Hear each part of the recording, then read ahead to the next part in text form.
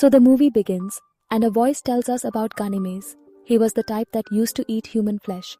They believed that by eating a person, the deceased's intelligence and strength would transfer to them.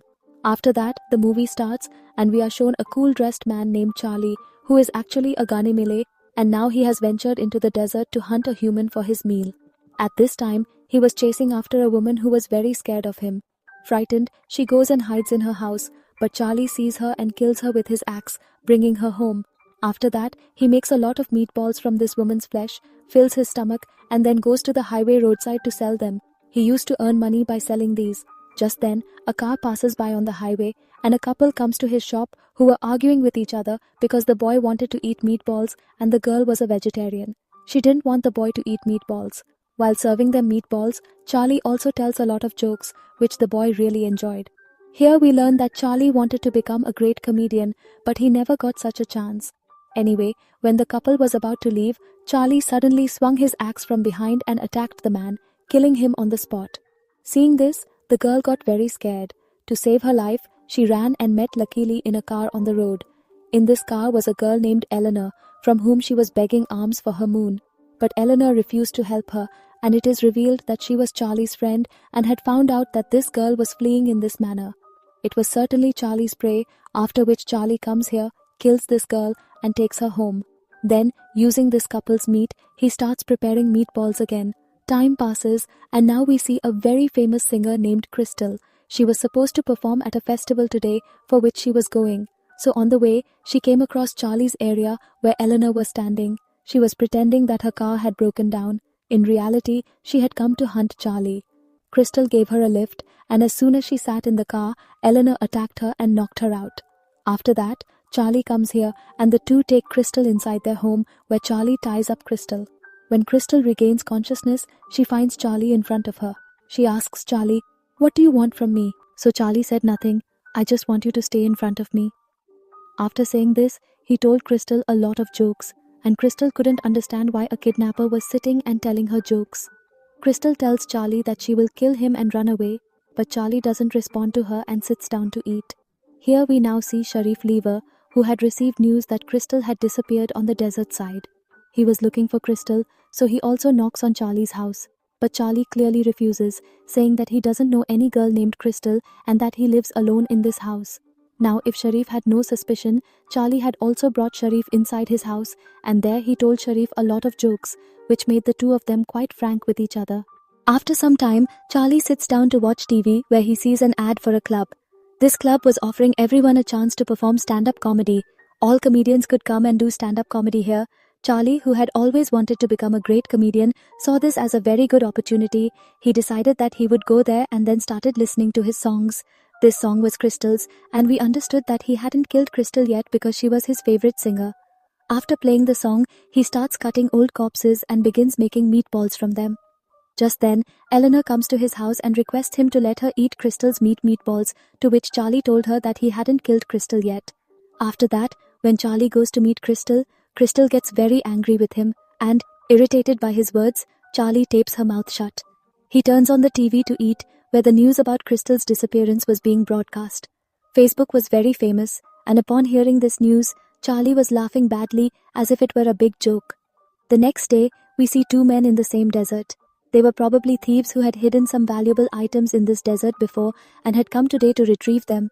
But after extensive digging, they couldn't find their treasure. They saw Charlie's house in front of them and thought that surely the man living in this house must have stolen their stuff. Here we see that, in reality, the thing was with Charlie. What was this thing? This is not shown. But upon seeing this thing, Charlie says that all of this is illegal. After so long, the two men also decided to enter Charlie's house. Upon entering, they find Crystal tied up. Seeing her, the two of them start laughing, while Crystal had warned them to run away from here. But when these people, Charlie comes here and attacks one of them, killing him. The other man, seeing this, runs to save his life, but Charlie comes out running and attacks him as well, killing him too. After that, he checks these men's pockets, from where he receives the poster of the club that was offering an opportunity for stand-up comedy, and the address of the place was also written on it. After that, Charlie goes to his bathroom, stands in front of the mirror, and starts reassuring himself that yes, my jokes are very good. People will listen and enjoy them a lot. In the end, he tells himself, why am I giving myself false illusions? I know all these things are nonsense and I can't do all this. Then, thinking for a while, Charlie goes to Crystal and asks her, "Can you help me somehow?" Crystal was also surprised. She asked, "What kind of help?" Charlie replied, "You are an artist. You face so many audiences. Tell me how to face the audience." Upon hearing this, Crystal said, "This is not even something to think about. You should not think about the audience. You should just go there and perform. A person should take a significant risk in life." Crystal's words gave him a lot of motivation, and finally, he also got ready and left for the fun club. Sheriff and Eleanor wished him good luck for his first show, and he reached the fun club. Despite being strange, his clothes were stained with blood, and his body was also covered with blood. He had come disguised as a cannibal and had also registered his name here as Cannibal Comedian. Before him, many people had come here with written jokes. Those people perform, which people enjoy a lot, and then finally, it was Charlie's turn. Everyone was very impressed with his jokes. Everyone thoroughly enjoyed his jokes. Even the first comedian who performed here was very impressed with his jokes, and this fun club belonged to him as well. Being impressed by Charlie, he also invited him for the show next week. Now, because his jokes were about cannibalism, he jokingly said to bring a dead body with you next time, and Charlie took it seriously. A scene a week later is shown. He had actually brought a dead body and had gone out for that fun club. Seeing Charlie, the boy says, "Wow, you really brought a dead body. I had just said that as a joke." Everyone still thought that the dead body was fake and just part of his show. No one knew that it was a real dead body. This dead body added charm to Charlie's show. It breathed life into his show. His jokes were now feeling very lively, which the audience was enjoying more than ever.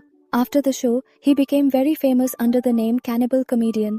After today's event, he was very happy. When he came home, he immediately confessed to Crystal because he was very happy. He wanted to celebrate this happiness with someone, so he invited Crystal to have a meal with him. Crystal thought that at this time he was eating human flesh under the guise of a party, but he had no other choice. To kill his hunger, he had to eat this. After eating, he tied Crystal again and started preparing for his new show. The following week, he came to the show very excited. However, today's audience was full of nonsense. They were insulting every comedian and saying not funny at their jokes.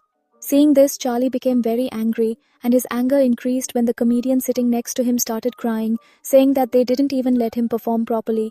Now when it's Charlie's turn, that man keeps up his antics, calls his jokes not funny, and then starts mocking his name Carnival. He tells him, "Carnival, eat me." Hearing this, Charlie's anger flared up beyond imagination. What happened? A little later, Carnival, meaning Charlie, actually killed him, and now he will eat him too. After consuming him, Charlie begins preparing his new show again. He writes a great script that becomes a hit next week, just like before. After the show, Charlie was sitting when the owner came over and saw Charlie's skin mask, which frightened him. He asked Charlie, "What is this?" So Charlie lied to him, saying it's fake and that he made it himself. Everyone began to develop an interest in Charlie. They started asking Charlie about himself, like where he's from and where he lives. Charlie then revealed that he lives on Desert Road. Hearing this, he said, "Don't make it good or bad. By the way, I've heard there are carnivals living there." To normalize this, he asked Charlie, "Where do you get these carnivals you showcase?" In response, Charlie said he doesn't need to create them because he himself lives a carnival's-like life. Hearing this, the man started laughing and told Charlie, "Man, you're amazing." He wasn't taking Charlie's carnival talk seriously yet, thinking Charlie was still joking. Anyway, the next day we see Charlie at home where Selena comes by and asks him, "Why aren't you selling meatballs these days?" He replied that he had quit that job, saying he was doing it out of necessity, but now that he's become a comedian, he doesn't need that job anymore.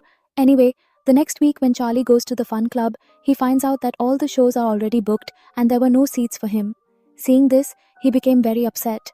It wasn't just once, but many times it happened that whenever he came to perform, the seats were already booked. He was so troubled by this. When the sheriff came to his house to eat meatballs, he also shared the same problem. The sheriff said, "No worries, you'll get shows. You get these shows because of your great jokes, which are really good. I laugh every time." Anyway, every day, Charlie talks about the fun club and finally keeps asking the owner, "Why aren't you watching my shows?" The owner also told him the truth that your carnivals have become too outdated and people no longer like them. Therefore, your spot always goes to someone else. Hearing this, he became very angry. He came and vented all his anger on Crystal, telling her, "I shouldn't have listened to you. I went there to hear you, but look what happened. People have now stopped liking me." Charlie was so disheartened that he told Crystal, "I've failed. I should die." But Crystal encouraged him again, saying, "No, your jokes are quite good, And it was true. We discovered that the owner was actually preparing to perform a big show by copying Charlie's jokes. His friend tried to stop him, but the owner silenced him by saying, "You are my assistant, and you will do as I say here." The owner tried to perform Charlie's jokes by taking on Charlie's carnival persona. We see that in today's show, the sheriff also came and recognized that the boy had created a Charlie-like persona and was telling Charlie's own jokes because Charlie had already heard them before. The sheriff quickly called Charlie to inform him about this. Hearing this, Charlie's anger also knew no bounds. The boy then started recording an ad for his big show. It was revealed that he was also planning his grand show, not elsewhere but on Desert Road, also known as Carnival Road, near Charlie's house. Now Charlie went mad with anxiety. The fire of revenge blazed in him, and how he takes revenge, we saw it too. At night, as soon as the boy stepped out of his club to go home, Charlie pursued him. Suddenly, he attacked him, injuring his leg, and took him home. Seeing Charlie's house, the man was astonished and troubled because there were dead bodies kept there. He told Charlie, "I never took your words seriously, but you really turned out to be a carnival." He started begging Charlie for his life, saying, "I'm also ready to give you my fun club." Charlie had no point for this. Charlie asked him, "What exactly do you want from me? Why didn't you let me perform?" So he explained that he was a very famous comedian, but since you came, people stopped watching my shows. That's why I decided to steal your idea and copy your carnival jokes, which gave me good coverage and improved my reputation. Most people don't even know you. No one even accuses me of copying. Charlie was currently troubled because it was shown to us that Crystal had gotten herself released, and seizing the opportunity, she attacked Charlie and fled from here. Before leaving, she had recorded many things. In a tape that Charlie listened to a little while later, Crystal had said, "I told you I would kill you and run away. See, I ran away." We see that Crystal came to the place where Charlie used to perform jokes, and now she has started performing yoga. It was also possible that Crystal was a carnival too. Eleanor had also come here to watch this show, and at Charlie's house, we see that Sharif also arrived, from whom the boy begs for his life. But Sharif doesn't help him. That is, he also supports Charlie. Over the weekend, Charlie kills that man, and the story ends there, mentioning that the next sequel of this movie will come soon.